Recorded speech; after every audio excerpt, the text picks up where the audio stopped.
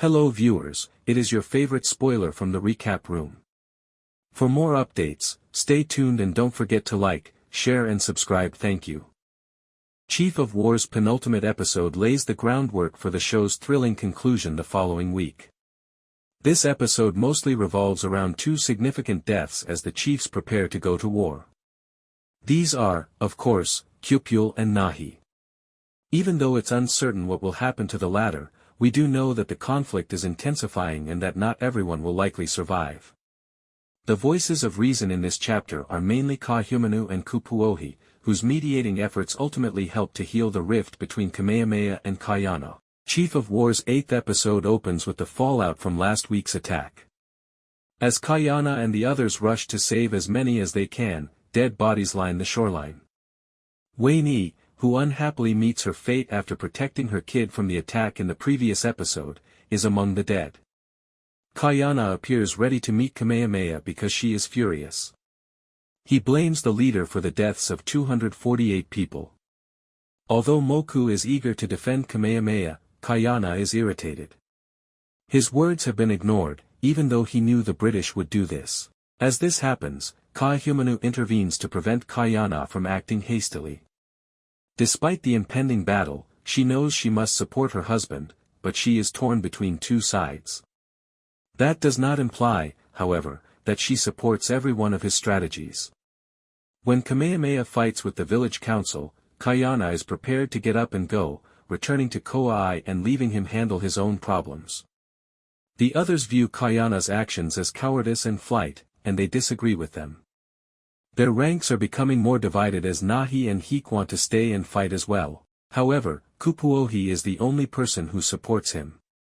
She apologizes to Ka'iana and says that a part of her husband seems to be missing since he returned, after having doubted him for a large portion of the previous episodes. However, when the ruthless Apanui kidnaps Nahi and Hik in the woods, things take a terrible turn.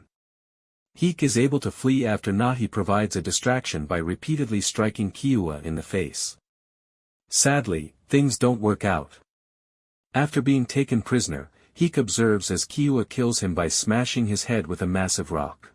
Hik is supposed to survive and communicate with Ka'iana by message.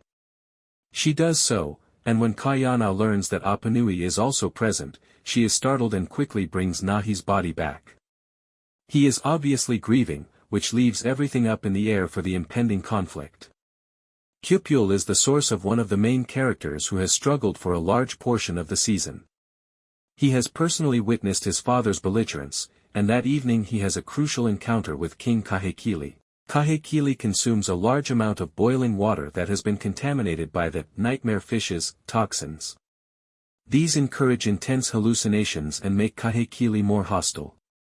In a fit of wrath, he violently destroys the bone structure surrounding the village.